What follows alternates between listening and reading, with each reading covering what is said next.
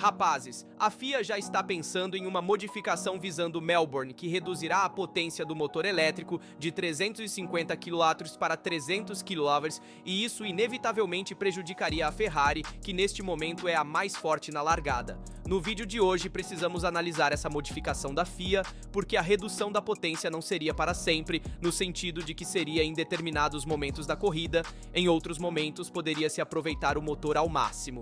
Vamos ver quem está promovendo essa alteração no regulamento e quem é contra. Precisamos falar também da eficiência aerodinâmica da Ferrari, de como se dirige essa Ferrari, como a vimos nos testes, porque vimos uma comparação clara entre Leclerc e Antonelli, que me impressionou no estilo de condução da Ferrari e também as diferenças com a Mercedes. Precisamos falar, obviamente, também da Red Bull, de como Verstappen se vê nesta temporada. Em que papel estará?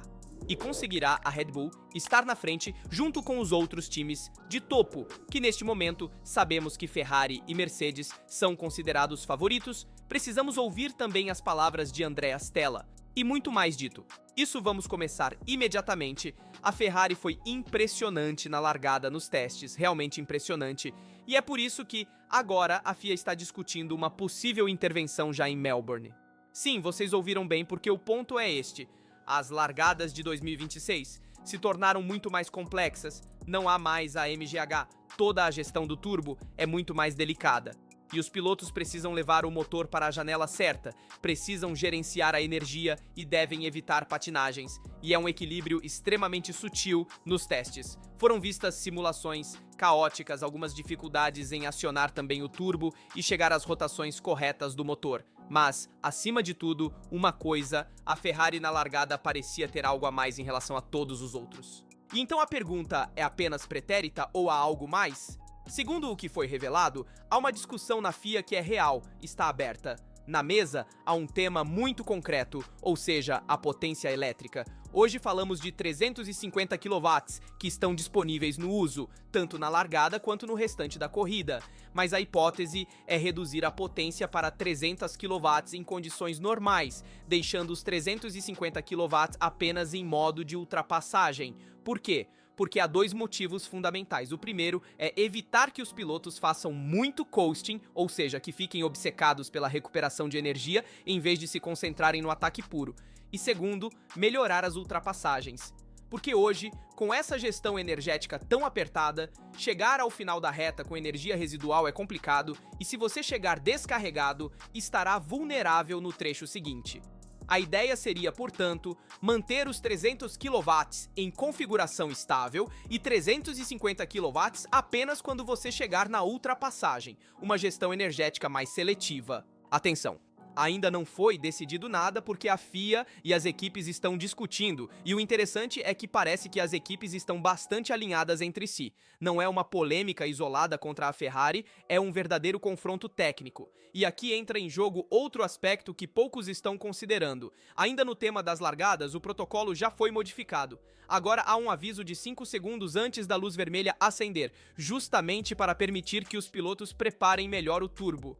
Mas não só isso, com o regulamento de 2026 foi liberado o uso das asas móveis em qualquer momento da sessão, e isso abriu uma enorme questão. Pode-se usar o modo de reta na largada? Tecnicamente sim, porque o regulamento não proibia explicitamente. E em circuitos com longas retas, pensem no México, abrir a asa a partir de certo ponto daria uma enorme vantagem em velocidade máxima e consumo de energia. O problema, obviamente, é a segurança, com carros próximos, pneus frios, freios ainda fora da janela ideal e velocidades ainda mais altas antes da primeira frenagem. O resultado é que na comissão da F1 foi decidido proibir o uso do asa móvel da grelha até a primeira curva. Agora falta apenas a ratificação oficial da FIA, mas o consenso no paddock parece existir. Então, resumindo, vemos uma Ferrari que é muito forte na largada, mas há uma discussão aberta sobre a potência elétrica, que poderia ser reduzida a 300 kW já em Melbourne durante todas as condições normais, exceto no modo de ultrapassagem, que voltaria a 350 kW. O protocolo de largada foi modificado com aqueles 5 segundos de aviso prévio, com, digamos, o painel azul onde você vai preparar o turbo. e o asa móvel é proibido na largada por motivos de segurança. Enfim, são muitas modificações não apenas por uma questão técnica, mas também por uma mudança de filosofia na gestão da energia. Mas a verdadeira pergunta é: estamos assistindo a pequenos ajustes ou ao primeiro grande intervenção coletiva da era de 2026? E aqui quero saber a sua opinião, claramente nos comentários, porque, pessoal, estamos falando de duas mudanças. A do motor elétrico, que está limitado a 300 kW, e a do painel azul, que está saindo, que são duas modificações que, obviamente, visam proteger a segurança dos pilotos, mas, inevitavelmente, vão contra a Ferrari, pois são duas modificações das quais a Ferrari tinha uma enorme vantagem. A primeira é o turbo. A Ferrari conseguia prepará-lo melhor em comparação a todas as outras equipes. Tendo um turbo menor, conseguia colocá-lo nas rotações certas do motor, carregando assim a energia correta do turbo e, portanto, largando muito melhor nos primeiros metros do início em comparação a todas as outras equipes e outros motoristas que têm turbos maiores. Esse é o primeiro benefício. O segundo benefício é a preparação do turbo.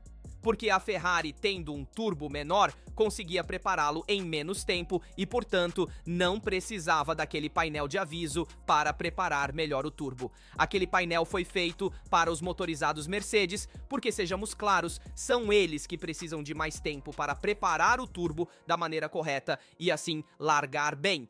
E corriam até o risco de ficar parados no início se não preparassem o turbo o suficiente.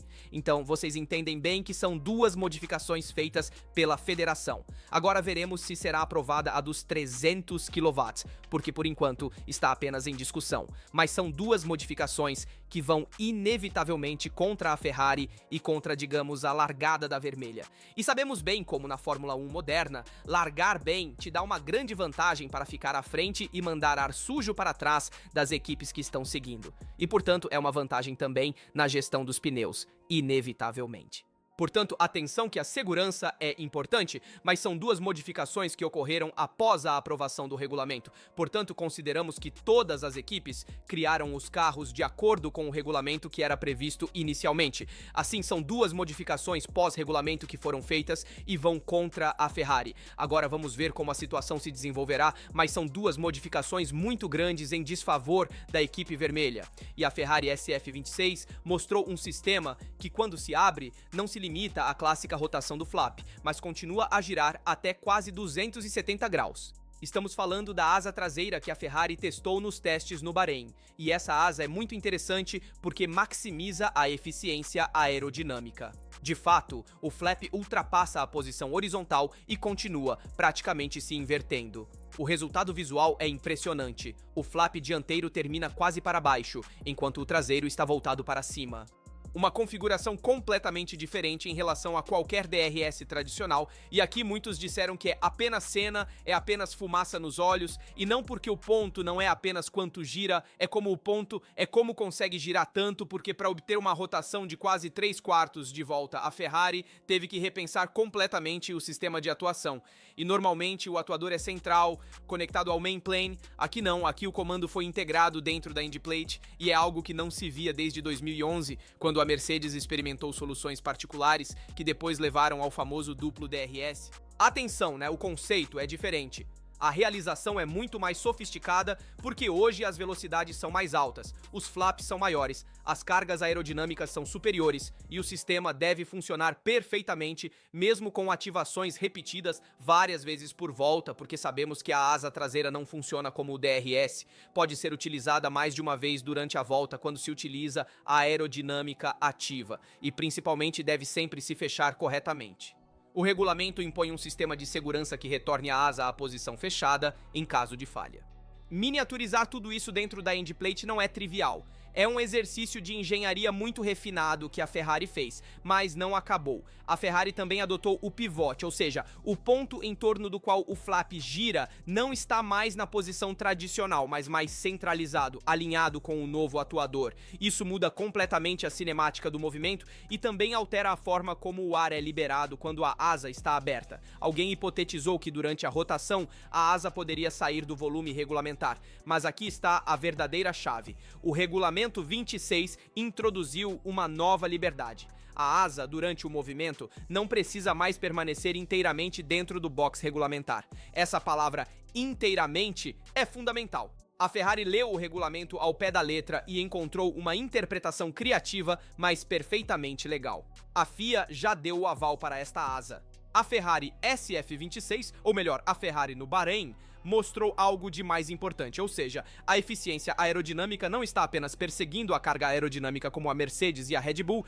mas está buscando a melhor relação entre carga e resistência. E aqui podemos ver em várias áreas, temos o módulo de cauda flick na frente do escapamento, ou seja, uma solução estudada para melhorar a extração do difusor sem aumentar o arrasto. O trabalho no fundo com os 5 elementos verticais, o defletor de fluxo redesenhado, o reposicionamento de alguns suportes para reduzir vibrações e melhorar a estabilidade e, principalmente, o resfriamento com 27 graus de ar e mais de 40 graus de asfalto. A Ferrari foi um dos carros mais compactos, com poucas aberturas, a área do capô do motor era muito compacta, e isso significa que o motor 0.77.7 está funcionando bem em termos de gestão térmica, e quando você pode fechar a carroceria, melhora a eficiência. Depois há o tema do desempenho puro. Leclerc fez o melhor tempo, sim, mas não devemos nos limitar a 1.31 com o pneu C4. O dado interessante é também o que ele fez com o pneu C3, que teria sido à frente. O carro parecia mais fácil de guiar, menos nervoso nas curvas, mais gentil com os pneus, e isso nos testes conta mais do que um tempo isolado. Vimos isso também na comparação com Kimi e Antonelli, como Leclerc usava menos ângulo de volante em comparação com a Mercedes 17 de Kimi. Enfim, aqui a verdadeira pergunta é: quanto vale essa Ferrari? Porque nos testes dos últimos 10 anos, a vermelha esteve à frente muitas vezes. Sabemos da famosa frase campeão de testes e depois sabemos como foi na pista nas corridas reais. A diferença até agora não é o tempo, mas ver como a Ferrari reagirá durante a temporada e se conseguirá manter esse nível de desempenho.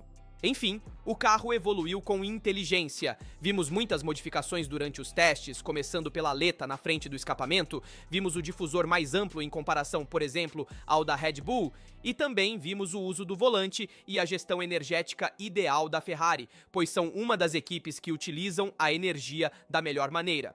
A área do capô do motor está muito mais fechada, ou seja, muitas modificações que levam a reduzir a eficiência aerodinâmica, mas mantém a carga aerodinâmica. Tanto é verdade que quando Leclerc pediu aos boxes para dar mais carga na frente, eles modificaram os flaps da asa dianteira e ele conseguiu ir mais rápido. Ter aquele grip na frente que ele tanto precisa permite que ele gerencie melhor a traseira mesmo que esteja um pouco mais instável. Enfim, esta é uma Ferrari que está pronta para lutar em Melbourne lá na frente, e Andrea Stella também disse isso. Mas antes de chegarmos lá, quero analisar as declarações de Lewis Hamilton, porque Hamilton também está pronto para esta temporada. Ele disse que por um momento se esqueceu, mas vocês me fizeram lembrar. Será uma temporada incrível, e essas palavras de Hamilton dão muita motivação dentro da equipe. Vemos um 7 vezes campeão do mundo que voltou e quer se sair bem na Fórmula 1 com a Ferrari. Ao contrário do ano passado, que a meio da temporada lembramos que depois da Hungria estava totalmente fora de controle e não conseguia mais se concentrar no trabalho. Ele precisava de uma pausa. Felizmente depois veio a pausa de verão. Mas era um Hamilton que não estava mais seguro de si mesmo e começou a se questionar como campeão, dizendo talvez eu não seja o piloto adequado para guiar a Ferrari. E isso foi algo que prejudicou todos os fãs. Agora, no entanto, vemos um Hamilton que está muito preparado para esta temporada, enfrentando-a da melhor maneira possível. Mas também precisamos falar sobre a McLaren, porque Andrea Stella disse que estamos logo atrás, e eu confio totalmente em Andrea Stella, ao contrário talvez de Toto Wolff ou do antigo Christian Horner, quando faziam suas declarações de fachada e, portanto, não era confiável o que diziam. Andrea Stella é um daqueles chefes de equipe em quem podemos confiar no que diz e, segundo ele, no momento, Mercedes e Ferrari estão um passo à frente, enquanto McLaren e Red Bull estão muito próximas uma da outra. Traduzido, não somos os favoritos na McLaren, mas não estamos longe e atenção a 2 detalhes fundamentais. O primeiro é que a McLaren MCL40 Melbourne será mais leve. Andrea Stella falou abertamente sobre um programa de emagrecimento e quando você já está perto do limite do regulamento, até alguns quilos fazem uma diferença enorme, não tanto pela velocidade pura, mas pela gestão do peso e do equilíbrio. Segundo a Power Unit Mercedes, nos testes parece que as equipes clientes não tiveram acesso às mapeações mais avançadas. As configurações mais agressivas teriam sido utilizadas apenas pela equipe oficial Mercedes. Se isso for verdade, em Melbourne, a McLaren pode se apresentar com uma potência diferente da vista em Bahrein. Então, a hierarquia também pode mudar em relação ao que vimos nos testes. A Red Bull, com a cola RB22, mostrou um projeto muito interessante, pois não é um projeto revolucionário, mas um projeto que tem muitas modificações cirúrgicas. Achamos que há muitas modificações de microaerodinâmica em todo o carro. Existem pequenos flaps nos benchboards, temos derivações de perseguição no halo, há slots na parte inferior com microperfis para aumentar o outwash, flaps traseiros dentados para gerar vórtices controlados, suportes de asa com mini perfis adicionais. Não são soluções que você vê à primeira vista, são soluções que você encontra se for procurá-las, e isso conta uma filosofia que a Red Bull busca construir carga nos detalhes. Além disso, há o tema da unidade de potência Red Bull Ford. Estamos falando de um construtor novo na sua primeira temporada completa, mas que já superou os 5.000 km em média por equipe nos testes. E não é trivial, eu mesmo disse isso ao Jos Verstappen, contamos que nossa unidade de potência é boa e confiável. Os problemas de juventude ocorreram, mas a confiabilidade não pareceu um desastre. Na verdade, a verdadeira pergunta é: eles mostraram tudo? Provavelmente não. De fato, a Red Bull parece ter se escondido um pouco também nos testes, porque eles trabalharam muito na confiabilidade e um pouco menos nas performances. E então vamos olhar agora os números. Se olharmos a quilometragem total, 3 equipes superaram os 6.000 km, são Mercedes, Haas e Ferrari. Russell fez mais de 3.500 km, Leclerc mais de 3.300 km e Ocon mais de 3.200 km. Na prática, 2 grandes prêmios por dia de testes, mas também há o lado negativo. Antonelli perdeu quase 850 km em relação a Russell, a já perdeu mais de 600 km em relação a Verstappen. E isso, para um piloto novo, que de qualquer forma está em sua segunda temporada na Fórmula 1, pesa. Porque nos testes você não busca apenas o tempo, você busca familiaridade, repetição, memória muscular. E quanto menos quilômetros você faz, mais complicado se torna o primeiro final de semana. De qualquer forma, você precisa trabalhar ainda mais na configuração. Se juntarmos tudo, vemos que a situação é esta, que a Ferrari parece ser muito eficiente e sólida. A Mercedes fez muitos quilômetros, pode ainda ter margem, a McLaren está próxima e pode ganhar potência em Melbourne e ser ainda mais leve, e a Red Bull trabalha nos detalhes de microaerodinâmica e parece não ter mostrado tudo. Enfim, quem desenvolve melhor durante o ano pode mudar completamente as hierarquias. Não será um campeonato decidido em fevereiro, mas será um campeonato decidido entre abril e agosto. E a pergunta é simples: na sua opinião, a Ferrari está realmente à frente? Ou a Mercedes, McLaren e Red Bull estão apenas esperando o primeiro verdadeiro golpe em Melbourne? Se Andrastella diz que a Ferrari neste momento tem uma leve vantagem sobre eles, eu acredito em Andrastella, mas ele também disse uma coisa muito interessante, ou seja, que a McLaren não se mostrou completamente, que as equipes clientes da Mercedes não utilizaram as mapeações mais extremas que a Mercedes usou nos testes. Isso significa que veremos mais potência além dos motores Mercedes a partir de Melbourne. Veremos também um carro mais leve da McLaren, e isso significa mais desempenho também na volta. Portanto, atenção que a McLaren, se nos testes a vimos um pouco menos forte em relação à Ferrari, talvez em Melbourne possamos vê-la alinhada à Ferrari ou até superior. Então também veremos o que a Ferrari tem a mostrar. Se ela levará aquela asa traseira modificada e revolucionária, se a levará a Melbourne, onde é uma pista com muitas retas, onde você pode aproveitá-la o suficiente e de forma eficaz. Mas precisamos falar também de um detalhe interessante sobre o uso das marchas nos testes. Dissemos que o MGH por mais de 10 anos foi a chave para eliminar o turbolag e garantir continuidade de energia. Sem ele, até hoje, nenhum motorista consegue compensar 100% a ausência de recuperação. E isso gera 2 enormes críticas. A partida é a saída, que já vimos. Não é possível partir de maneira ideal, e há algumas equipes que precisam preparar o turbo por mais tempo em comparação a outras equipes que precisam de menos tempo. Portanto, haverá uma modificação no protocolo de partida e provavelmente também uma alteração na energia elétrica que será utilizada na largada. Mas a outra criticidade que quero analisar é a energia durante a volta. E esse é um tema enorme porque os pilotos não conseguem ter impulso elétrico durante toda a volta. Em algumas fases, eles já precisam pensar na recuperação de energia quando deveriam apenas acelerar. E isso, em pistas onde a potência energética é limitada, como Xangai ou Jeddah, pode se tornar um desastre. Não é um detalhe, é uma filosofia de pilotagem que muda. Porque se você tem muitas retas e poucas curvas, especialmente poucas frenagens, onde pode frear de maneira agressiva e, portanto, não consegue recuperar a energia elétrica, bem, você corre com um motor despotencializado, de fato. Na verdade, o motor elétrico é 50% elétrico, 50% térmico no papel, mas na prática, com a tecnologia, não consegue manter esse equilíbrio de forma fluida. Por isso, a comissão da F1 está discutindo um plano B. A FIA fez várias simulações de testes sem 50 kW, sem 100 kW e sem 150 kW, com cortes de até 200 kW elétricos a menos. Por quê? Reduzir a potência máxima para aumentar o tempo de uso do MGK, na prática, reduzir o pico e aumentar a duração da energia elétrica. Fala-se em descer para 350 kW ou 300 kW, e isso tornaria os carros de 1,5 a 2,5 segundos mais lentos por volta, mas com a possibilidade de os pilotos não precisarem gerenciar completamente a energia, podendo também pensar em acelerar. No fundo, para muitos fãs, não importa ver o tempo de volta mais baixo. O importante é ver os pilotos se esforçando para acelerar e não pensando em recuperar energia. Enfim, quer-se uma pilotagem menos artificial, menos dependente da gestão obsessiva da energia. E o dado interessante é que o boost aumentaria de 11 segundos para 14 segundos. O botão de overtake poderia durar 2 segundos a mais. Portanto, seria menos elétrico de gerenciar durante a configuração estável normal, mas certamente aumentaria a potência do botão de boost e também do botão de overtake. Em suma, do botão de ultrapassagem. A porcentagem elétrica está muito alta em relação à tecnologia disponível até hoje e, portanto, o antídoto teórico seria queimar mais gasolina para recarregar as baterias, mas isso vai contra a filosofia do regulamento, e as novas asas móveis não compensam o suficiente. E então volta àquela frase de Horner sobre os carros Frankenstein. Em suma, os motores a combustão menos potentes do passado e o elétrico muito forte, mas nem sempre gerenciável. Em suma, é uma zona cinza que permaneceu descoberta até agora e que precisa ser gerenciada de alguma forma. E também vimos uma comparação muito interessante de Leclerc em 2025 e 2026 no Bahrein.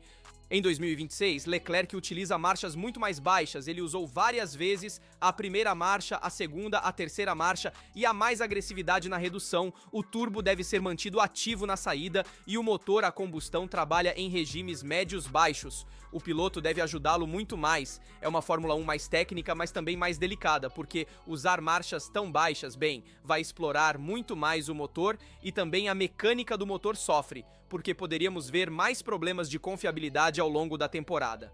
Mas a Ferrari, nos últimos dias de teste, mostrou um ritmo mais próximo do potencial em relação aos rivais.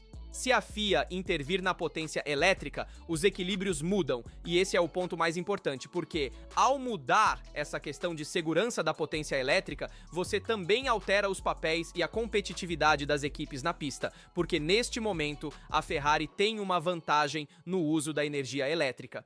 E com essa modificação, se for aprovada pela FIA, e parece quase certa, bem, a Ferrari pode ter uma desvantagem enorme em relação aos adversários. Então, se já antes de Melbourne se fala de uma redução da potência elétrica de 15% e 30%, isso significa que o sistema não está em equilíbrio, e o dia 26 corre o risco de se tornar um laboratório ao vivo, com modificações regulatórias sendo aprovadas corrida após corrida. Na sua opinião, é melhor ter carros mais lentos, mas mais fáceis de dirigir, ou carros mais rápidos, mas com uma gestão de energia maior? Na sua opinião, é justo que a FIA modifique o regulamento agora, mesmo desfavorecendo algumas equipes, incluindo a Ferrari?